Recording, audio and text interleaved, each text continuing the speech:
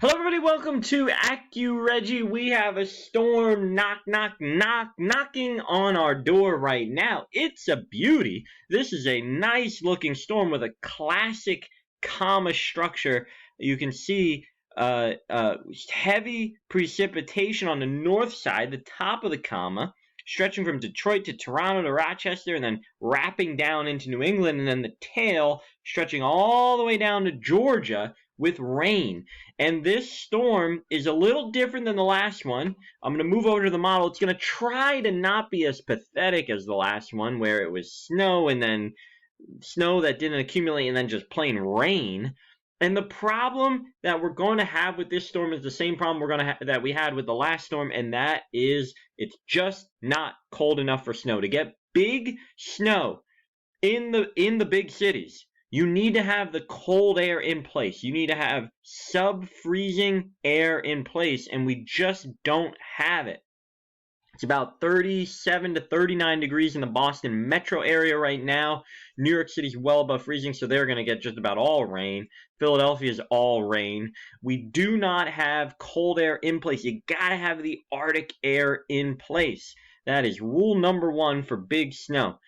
Anyhow, we'll put the model in motion. You can see the big storm rolls through. Tons of snow for northern New England. Boston is on the edge. We're going to zoom in, and then it all moves out tomorrow afternoon. It does take a while to kind of move through. So let's do a close-up here. Here's the current storm. There's snow and ice in northern Pennsylvania, rain further south, rain in New York City, but notice the snow band on the north side of the storm. This snow band is going to move into Boston. Unlike last storm, it's going to start with a thump.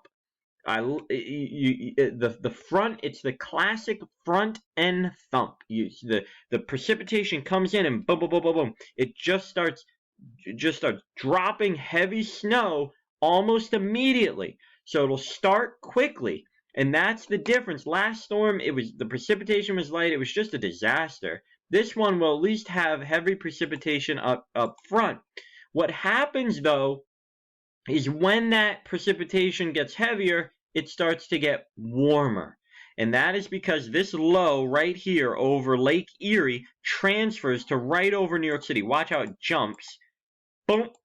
Right there. You can see right here on Long Island. And with that comes the warmth. It's 39 degrees in the water just off of Boston. That 39-degree air. So winds move counterclockwise around a low pressure. When the low pressure is sitting right here, it's bringing in all this warmth from the ocean, from the warm ocean, and that's why areas are going to change over to rain.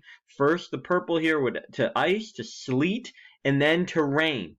And that will continue in the late morning and then early afternoon before the winds move back out of the northwest and it changes back over to some little snow and sleet and ice on the back end. So it's a bit of a complicated forecast because it's all about how north and west you are. You're going to get more snow. I mean, areas that are all snow and ice are going to get a foot easily. This is a big storm. In Boston, I think 2 to 4 inches, most of it on the front end, and then maybe we'll tack on another inch on the back end. Areas just outside of 95 here in the suburbs, I like closer to 3 to 5 inches. And then when you get to 495, further north and west of Boston, that's where you're going to get the bigger snow amounts, easily 8 to 14 inches of snow, mostly maybe a little bit of ice. So that's the key here. The temperatures aren't cold enough. We'll see. This is a hard forecast because if we're a degree colder, even Boston could see half a foot. If we're a degree warmer, Boston's only getting an inch. So this is razor thin margins here we're working with, but I think we're going to get 2 to 4. So folks, enjoy the snow, enjoy the sloppy, slushy weather. Winter is not over yet, but it is on its final days. So if you're dreaming warmer thoughts, it's coming, but we got to get through probably another month of winter, and then we'll sort of start transitioning to spring. That's the update for now, folks. I will talk to you soon.